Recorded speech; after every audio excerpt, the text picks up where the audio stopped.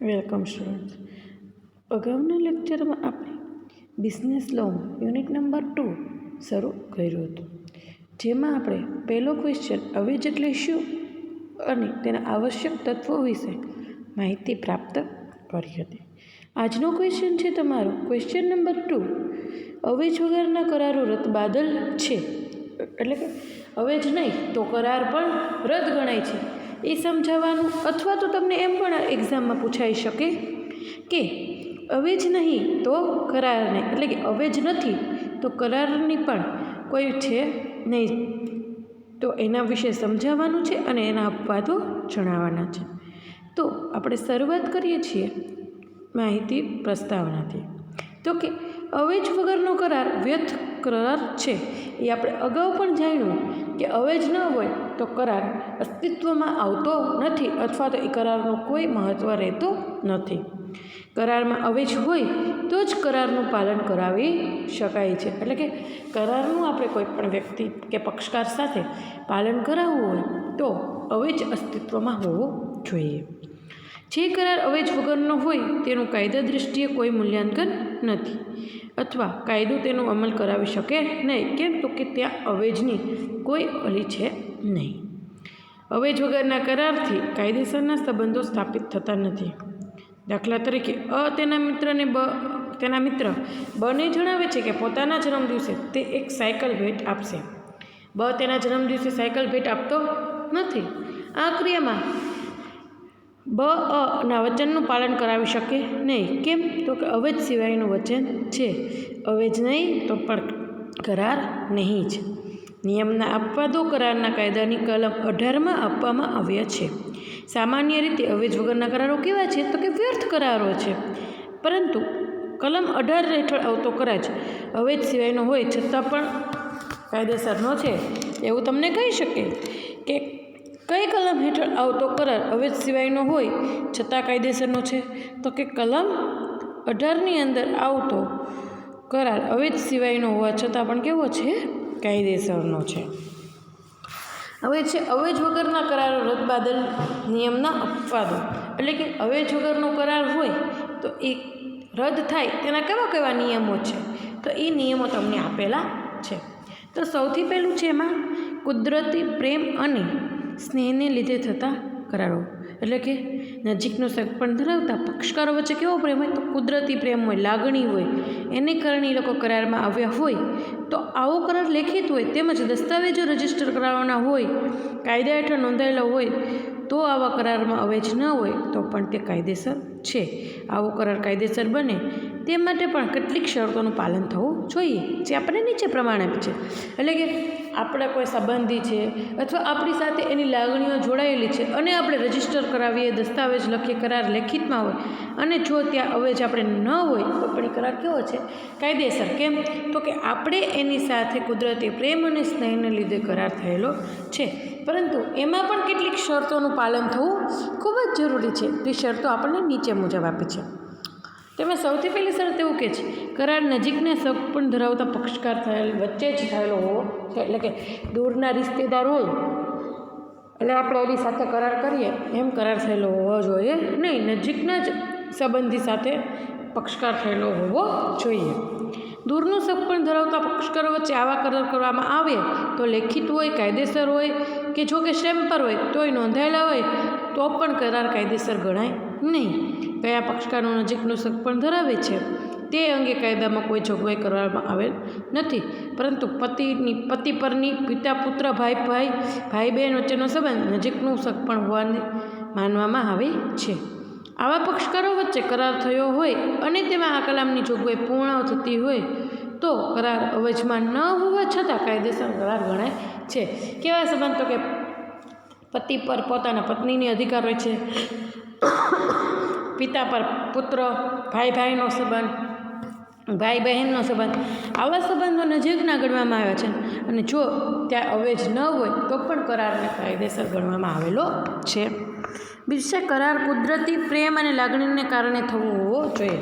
નજીકનું સગપણ ધરાવતા પક્ષકારો વચ્ચે કુદરતી પ્રેમ કે લાગણી હોય તેવું માની લેવામાં આવતું નથી. સાચી વાત, એવું જરૂરી થોડું છે કે સગપણ નજીકનું છે તો એ બંને વચ્ચે કુદરતી પ્રેમ કે લાગણી હોય. ભાઈ ભાઈને નથી ભાવતું, પિતા પુત્રને પણ નથી ભાવતું હતું, તો એવું માની લેવામાં આવતું નથી. કરાર લેખિત હોવો જોઈએ. આવો કરાર લેખિત હોવો જોઈએ. મૌખિક વચન આપવામાં આવ્યું હોય તો તેનું પાલન કરાવી શકાય નહીં. એટલે કરાર તમે કરો છો જે આવા પ્રકારનો, એ લેખિત જ હોવો જોઈએ. જો મૌખિક વચન આપવામાં આવેલું હોય તો આપણે તેનું પાલન કરાવી શકતા નથી. દાખલા તરીકે એક પતિએ તેની પત્નીના જન્મદિવસે સાડી આપવાનું વચન આપ્યું, તો આ વચનનું પાલન ન કરાવી શકાય. કેમ? તો ખાલી મૌખિક જ વચન આપીશ કે હું તને તારા જન્મદિવસની ભેટમાં સાડી આપીશ. ચોથો છે કરાર નોંધાયેલો હોવો જોઈએ. દસ્તાવેજ નોંધણીના કાયદા મુજબ આવો કરાર નોંધાયેલો હોવો જોઈએ. દાખલા તરીકે એક પિતા પુત્રને 200 આપવાનું લેખિત વચન આપેલું, પરંતુ તે કરારે નોંધાયેલ ન હોવાથી કરાર કોર્ટનું પાલન કરાવી શકે નહીં. એટલે કે દસ્તાવેજ કોઈ પણ હોય એનું નોંધણી થયેલી હોવી જોઈએ. જો નોંધણી ન થાય તો કોર્ટ દ્વારા એનું પાલન કરાવી શકાય નહીં. હવે કોઈક પિતા છે એના પુત્રને એમ કહે કે હું તને 200 રૂપિયા આપીશ, લેખિતમાં વચન આપેલું છે પણ એની રજિસ્ટર નોંધણી થયેલી નથી, તો કોર્ટ દ્વારા તેનું પાલન કરાવી શકાતું નથી. તો પહેલો અપવાદ હતો કે કુદરતી સંબંધ કે લાગણીના સંબંધના આધારે જે કરાર થાય છે તેની માટેનો. બીજો અપવાદ છે સ્વૈચ્છિક સેવા માટે વર્તન.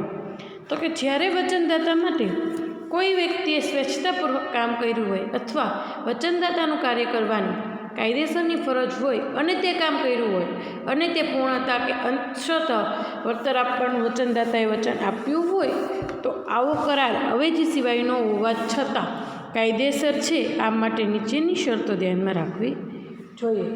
એટલે કે કોઈ વચન આપે છે, કોઈ વચન કે સ્વેચ્છાપૂર્વક કામ કર્યું હોય અને તેની પોતાની કાયદેસરની ફરજ હોય અને તે કામ કર્યું હોય, પણ વચનદાતાએ વચન આપ્યું હોય કે આમ થશે તો આવી રીતના થશે, તો આ કરાર અવેજ સિવાયનો હોવા છતાં પણ કાયદેસર ગણાવી શકાય છે.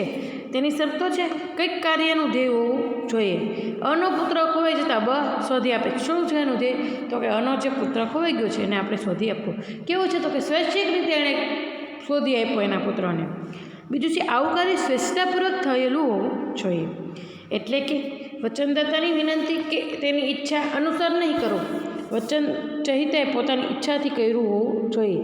પરદેશ જાય છે, અના મિત્ર તરીકે અની પત્નીનું ભરણ પોષણ કરે છે, પોતાની પત્ની માટે એ ખર્ચેલી રકમ વસૂલ આપવા કરાર કરે તો તે રકમ આપવી જ જોઈએ. એટલે કે પોતાનું કાર્ય કેવું રીતે? તો કે સ્વેચ્છાપૂર્વક થયેલું હોવું જોઈએ. ત્રીજું છે જ્યારે કાર્ય થયું હોય ત્યારે વચનહિત અસ્તિત્વમાં હોવો જોઈએ. એટલે કે જે વચન કરનાર છે એ જે કાર્ય થયું છે ત્યારે અસ્તિત્વમાં હોવો જોઈએ. દાખલા તરીકે કંપનીની રચના થયા પહેલાં તેના સ્થાપકો આપેલી સેવાઓ બદલ કંપનીની રચના બાદ કંપનીએ વળતર ચૂકવવા વચન આપ્યું હોય તો પાલન કરાવી શકાય છે. બીજું ચોથું છે આવું કાર્ય વચનદાતા માટે થવું જોઈએ. કોની માટે થવું જોઈએ? સ્વૈચ્છિક કાર્ય તો કે વચનદાતા માટે, અથવા વચનદાતા જ કાર્ય કાયદેસર રીતે કરવાને બંધાયેલ છે તે વચન ગ્રહિતાએ કરેલું હોવું જોઈએ. અના પુત્રને શોધી આપવાનું કામ કર્યું તે માટે કર્યું છે. કોની માટે કર્યું? તો કે માટે કર્યું છે. જ્યારે કાર્ય થયું ત્યારે વચન ગ્રહિતા કરાર કરવાને રક્ષિત હોવો જોઈએ. એક સગીર પાસેથી અમુક રકમ ઉછીને લઈ પોતે પુખ્ત વયનો થાય બાદ ભરપાઈ કરી આપશે તો તે કરાર કેવો છે? વર્થ છે. કેમ? તો કંઈ જરૂરી નથી, એ પોતે કરી જ આપે. એટલે ત્યાં આપણે જે વચન ગ્રહિતા, જે વચન પાળનાર છે કેવો હોવો જોઈએ? કરાર કરવા માટે રક્ષિત. એટલે કે કરારને જે શરતોનું છે એનું પાલન થાય એ માટે સક્ષમ રીતે જોઈ શકવો જોઈએ. છઠ્ઠું છે વચનદાતા વચન ગ્રહિતાને વળતર આપવાનું વચન આપ્યું હોવું જોઈએ. અની ખોવાયેલ ગાય 200 બધી આપશે, બને ₹100 આપવાનું વચન આપે છે, આ વચનનું પાલન કરી શકાય. એટલે કે અની ગાય ખોવાઈ ગઈ છે અને તેને ગોતી આપવાનું કામ કરશે તો બને તેના બદલામાં ₹100 આપશે. એ વચન આપેલું છે તો એ વચનનું પાલન કરાવી શકાય છે. હવે ત્રીજો અપવાદ છે મુદત બહારનું ફરજ ચૂકવવાનું વચન. જ્યારે ફરજદારે તેના લેણદારને મુદત બહારનું કરે છે પૂર્ણ કે અંગત ચૂકવેલ લેખિત વચન આપ્યું હોય અને તેમાં તેણે પોતે અથવા તેના એજન્ટ સહી કરે હોય તો આવો કરાર અવેજ સિવાયનો હોવા છતાં કાયદેસર છે. આ અંગે નીચેની જરૂરિયાત પૂરી કરવી જોઈએ. એટલે કે જે કરજદાર છે એ લેણદારને મુદત બહાર એટલે કે મુદત પૂરી થઈ જાય પછી પણ જો પૂરેપૂરું અથવા અડધું ચૂકવવાનું લેખિત વચન આપ્યું હોય અને જો પોતે સહી કરી હોય તો આવા અવેજ વગરના કરાર હોવા છતાં તે કેવો છે? કાયદેસર છે. હવે એમાં શરતો આપી છે. એમાં પહેલી શરત છે કરજ મુદત બહારનું હોવું જોઈએ. સમય મર્યાદાના કાયદા મુજબ 3 વર્ષ બાદ કરજ મુદત બહારનું કહે છે. એટલે કરજ મુદત બહારનું ક્યારે થાય? તો કે જે વ્યક્તિનું સમય મર્યાદા પૂરી થતી હોય અને એની પછીના 3 વર્ષ બાદ એ કેવું ગણાય છે? કરજ મુક્ત. બીજું, કરજ ચૂકવવાનું વચન લેખિત હોવું જોઈએ. એટલે કે આપણે જે કરજ ચૂકવવાનું છે એ કરારમાં કરવું હોય તો એ લેખિત હોવું જોઈએ. મૌખિક વચન આપ્યું હોય તો એ કાયદેસર ગણાવી શકાય નહીં. ત્રીજું છે કરારમાં કરજદારે પોતાની સહી કરી હોવી જોઈએ. એટલે કે જે કરાર થયેલો છે એમાં કરજદારે પોતાની સહી કરેલી હોવી જોઈએ. ચોથું છે કરજ પૂર્ણતઃ કે અંશતઃ ચૂકવવાનું વચન હોવું જોઈએ અને કરજનો સ્વીકાર કરવામાં આવે અને તે ચૂકવવા વિશે માંગ રાખવામાં આવે તો કરાર કાયદેસર નથી. હવે કેવી રીતે હોય તો કે પૂર્ણ ચૂકવી દેશે કરજ અથવા તો અડધું અંશતઃ થોડા પ્રમાણમાં ચૂકવી દેશે અને કરજનો સ્વીકાર કરવામાં આવે અને પછી જો આપણે એની વિશે પૈસા માંગીએ કરજના તો એ કાયદેસર ગણાતા નથી. અને છેલ્લું છે કરજ કાયદેસરનું હોવું જોઈએ. એટલે કે કાયદેસર રીતે વસૂલ મેળવી શકાય તેવું હોવું જોઈએ. એટલે કે આપણે એ કરજ કાયદેસર રીતે તેની પાસે માંગીને પ્રાપ્ત કરી શકવા જોઈએ. હવે છે ક્વેશ્ચન નંબર 3. ગેરકાયદેસરના કરારો એટલે શું? અથવા તો રદબાદલ કે વ્યર્થ સમજૂતી એટલે શું? અથવા વ્યર્થ સમજૂતી એટલે શું? એક્ઝામમાં અલગ અલગ રીતે તમને પૂછી શકે કે ગેરકાયદેસર કરાર કોને કહેવાય, વ્યર્થ સમજૂતી કોને કહેવાય. તો એના વિશે માહિતી આપણે ક્વેશ્ચન નંબર 3માં મેળવશું. તો હવે શરૂઆત કરીએ છીએ પ્રસ્તાવનાથી. તો કે કરાર કાયદેસર ગણાય તે માટેની કેટલીક આવશ્યકતાઓ કલમ 10માં જણાવવામાં આવેલી છે. એટલે કે કરારને આવશ્યક ગણવા માટે કલમ 10માં કેટલીક બધી આવશ્યકતાઓ ગણાવવામાં આવેલી છે. તેમાંની એક આવશ્યકતા છે કે કરાર પ્રમાણે તે સમજૂતી સ્પષ્ટપણે રદબાદલ જાહેર કરવામાં આવી હોવી જોઈએ નહીં. આવી કેટલીક સ્પષ્ટપણે રદબાદલ જાહેર થયેલી સમજૂતીઓ કરારની કલમ 25થી 30માં આપવામાં આવેલી છે. આ ઉપરાંત કેટલાક પ્રકારના કરારો તેની કાયદેસરપણાની કોઈ આવશ્યક શરતોનું પાલન નહીં થઈ શકવાને કારણે રદબાદલ ગણાય છે. દાખલા તરીકે સગીર સાથેનો કરાર કેવો છે? રદબાદલ. કેમ કે સગીર વ્યક્તિ કરાર કરી શકતો નથી. કેમ તો કરાર કરવા માટે સમર્થ નથી. દગો વગેરે દ્વારા થયેલ સમજૂતી કેવી છે? રદબાદલ. એટલે કે આપણે કોઈ કરાર કર્યો હોય ને પછી પાછળથી જો દગો કે એવું થાય તો એ કરાર સમજૂતી કેવી છે? વ્યર્થ સમજૂતી છે. કારણ કે તેમાં મુક્ત સંમતિ નથી. આપણે અગાઉ પણ જાણ્યા કે મુક્ત સંમતિ વગર કરારને આપણે અસ્તિત્વમાં લાવી શકતા નથી. જાહેર નીતિ વિરોધ સમજૂતીઓ રદબાદલ છે કારણ કે તેનો હેતુ કાયદા વિરુદ્ધનો છે. જ્યારે લગ્ન અવરોધક સમજૂતી છે, વેપાર અવરોધક સમજૂતી વગેરે કરાર ધારામાં સ્પષ્ટ રદબાદલ કરવામાં આવેલી છે. હવે કઈ કઈ સમજૂતીઓ રદબાદલ છે એ આપણને નીચે આપેલું છે. એમાં સૌથી પહેલું છે કે સગીર કે અસમર્થ વ્યક્તિ સાથે થયેલ સમજૂતી. કઈ કલમના દર્શાવીશ તો કે 11માં. એટલે કે કોઈ પણ વ્યક્તિ સગીર કે અસમર્થ હોય કરાર માટે અને એની જાતે જો સમજૂતી થાય તો કેવી છે? વ્યર્થ સમજૂતી છે. બીજું છે કલમ 20 મુજબ કરારના પક્ષકારો જરૂરી હકીકતની ભૂલ કરીને ભૂલથી સમજૂતી કરેલ હોય તો પણ કેવી છે? વ્યર્થ સમજૂતી. એટલે કે ખબર જ છે કે આવી હકીકત છે છતાં પણ ભૂલથી ચાહીને ભૂલ કરેલ છે તો પણ એ વ્યર્થ સમજૂતી છે. પછી ત્રીજું છે પરદેશી કાયદાઓની ભૂલ નીચે કોઈ પક્ષકાર સમજૂતી કરે તો કેવી સમજૂતી છે? વ્યર્થ સમજૂતી, જે કલમ 20માં દર્શાવેલ છે. ચોથું છે કાયદેસર અવેજ વગર સમજૂતી વ્યર્થ ગણાય. એટલે કે જો કાયદેસરનો અવેજ ન હોય તો ત્યાં સમજૂતી કેવી છે? વ્યર્થ. એ કલમ 24માં દર્શાવેલું છે. પછી છે અવેજ વગરની સમજૂતી વ્યર્થ ગણાય. કાયદેસર અવેજ વગરની સમજૂતી વ્યર્થ છે પરંતુ અવેજ વગરની સમજૂતી પણ વ્યર્થ છે. એ પણ કલમ 24માં દર્શાવ્યું છે.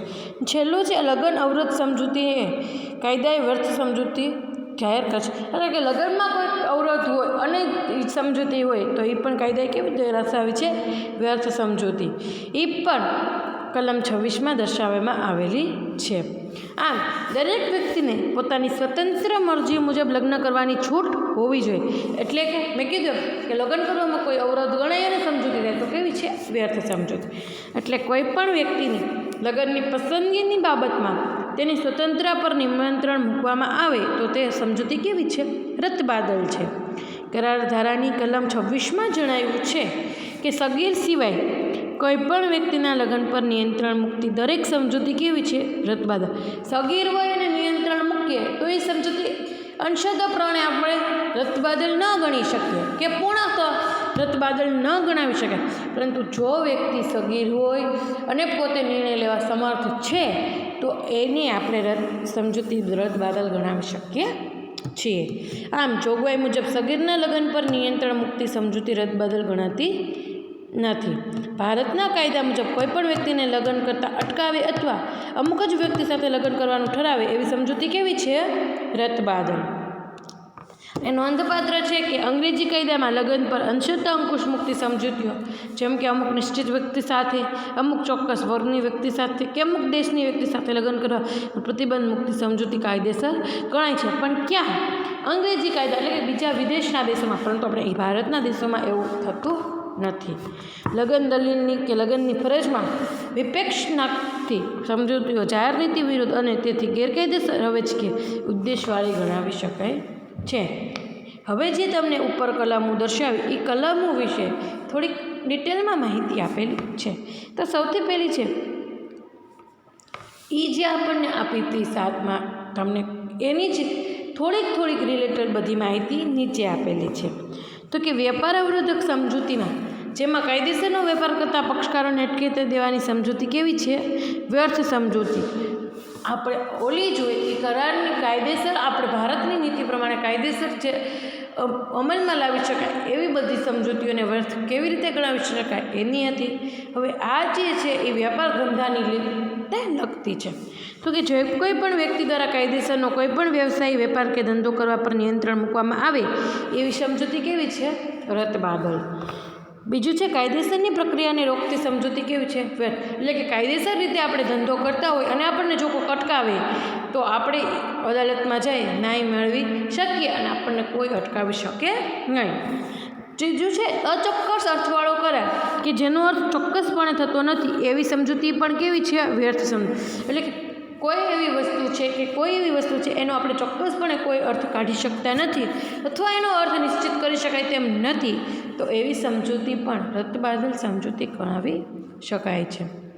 ચોથું છે જુગારી સમજૂતીઓનો વ્યર્થ ગણવામાં આવે છે. એટલે કે હોડ કરેલી સમજૂતી, હોડ એટલે કે શરત માટે જે સમજૂતી કરવામાં આવેલી છે એ પણ વ્યર્થ ગણવામાં આવે છે.